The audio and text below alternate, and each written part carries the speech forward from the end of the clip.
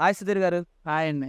Sir, YSRCP 175కి 175 నియోజకవర్గాలు గెలుస్తామని ఘంటాపథంగా చెప్పినటువంటి జగన్మోహన్ రెడ్డి గారు మరి ప్రస్తుతం చాలా చోట్ల ఇన్ఛార్జ్లు మార్చే స్థాయికి వెళ్ళారు అంటే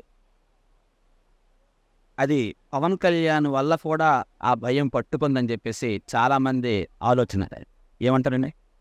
ఇక్కడ పవన్ కళ్యాణ్ వల్ల, చంద్రబాబు నాయుడు వల్ల అని కాదండి. నన్ను అడిగితే వాళ్ళు చేసుకునే దానివల్లే మార్చాల్సి వస్తుంది. ఒక ఎమ్మెల్యే అనేవాడు కొంతమంది ఎమ్మెల్యేలు అందుబాటులో ఉండరు. కొంతమంది ఎమ్మెల్యేలు వస్తే నలుగురు పిఏలు ఉన్న ఎమ్మెల్యేలు ఉన్నారు ఈ ఆంధ్రప్రదేశ్ రాష్ట్రంలోని. ఒక ఎమ్మెల్యే ఉన్నారు. ఆ ఎమ్మెల్యేకి వస్తే కాన్స్టిట్యున్సీలో ఒకటి, వైజాగ్ సిటీలో ఒకటి, అమరావతిలో ఒకటి, ఢిల్లీలో ఒకటి నలుగురు పిఏలు ఉన్న ఎమ్మెల్యేలను చూసుకున్నాం.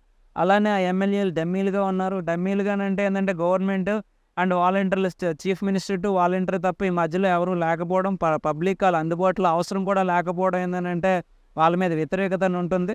అలానే గవర్నమెంట్ మీద వ్యతిరేకత ఉండడం వల్ల కూడా వాళ్ళు ఇదిగా ఉన్నాయి. కొన్ని నియోజకవర్గాల్లో స్కామ్లు అవ్వచ్చు, వాళ్ళు చేసే పనులు అవ్వచ్చు. దానివల్ల వస్తే ఏంటంటే మార్చుతారే తప్ప ఏ పార్టీ అక్కర్లేదండి. ఇప్పుడున్న పాలిటిక్స్ని బేస్ చేసుకుని ఏంటంటే వాళ్ళు చేసిన బ్యాడ్ వర్క్స్ అవ్వచ్చు, వాళ్ళు యూజ్ చేసిన బ్యాడ్ వర్డ్స్ అవ్వచ్చు, అండ్ వాళ్ళు నియోజకవర్గానికి ఏమీ చేయకపోవడం అవ్వచ్చు. వీటి వల్ల వస్తే ఏంటంటే వాళ్ళు మార్చుతున్నారు తప్ప ఏ పార్టీ వాళ్ళని కూడా భయపడైతే వాళ్ళు మార్చక్కర్లేదండి. వైఎస్ఆర్సీపీ వాళ్ళు ఇన్ఫ్రాస్ట్రక్చర్ చాలా బాగా డెవలప్ చేశాం, ఎక్కువ విదేశీ పెట్టుబడులు తీసుకొచ్చాం.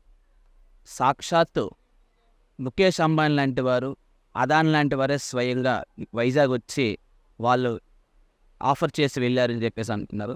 మరి అంత పెద్ద పెద్ద ఇండస్ట్రీస్ని తీసుకొస్తే ఏమీ డెవలప్ లేదని ఎలా చెప్పగలుగుతున్నారు చాలా వరకు ప్రజలు?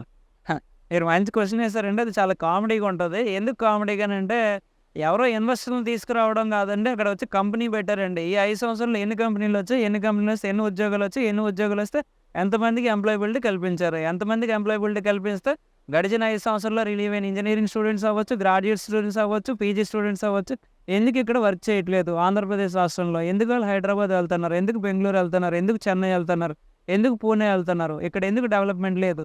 డెవలప్ అయ్యే పెట్టుబడులు తెస్తే ఏ కంపెనీలు ఎక్కడ ఉన్నాయి? ఈ ఇన్ఫ్రాస్ట్రక్చర్ విషయంలో తీసుకుంటే ఎక్కడ ఎన్ని ప్రాజెక్ట్స్ వచ్చాయి? కన్స్ట్రక్షన్ ప్రాజెక్ట్స్ ఏమి 5 సంవత్సరాలు ఏం బిల్డింగ్స్ కన్స్ట్రక్ట్ చేశారు? ఈ 5 సంవత్సరాలు వస్తే ఏ సాఫ్ట్వేర్ కంపెనీలు వచ్చాయి? ఏదో ఇన్ఫోసిస్ అన్నారు. ఇన్ఫోసిస్ తీసుకొచ్చి వైజాగ్లో యూనిట్ అది ఎప్పుడో ప్లాన్ చేసుకుని ఇప్పుడు ఎక్స్పాండ్ చేశారు. ఆ ఇన్ఫోసిస్ వల్ల ఇక్కడ వచ్చింది ఏంటి? ఆల్రెడీ నడుస్తున్న ఇన్ఫోసిస్ని బిల్డింగ్ కట్టారు. ఆల్రెడీ ఉన్న చిన్న బిల్డింగ్ కాస్త పెద్ద బిల్డింగ్ చేస్తారు. అంతకు మించి ఇంకేం చేయలేదు.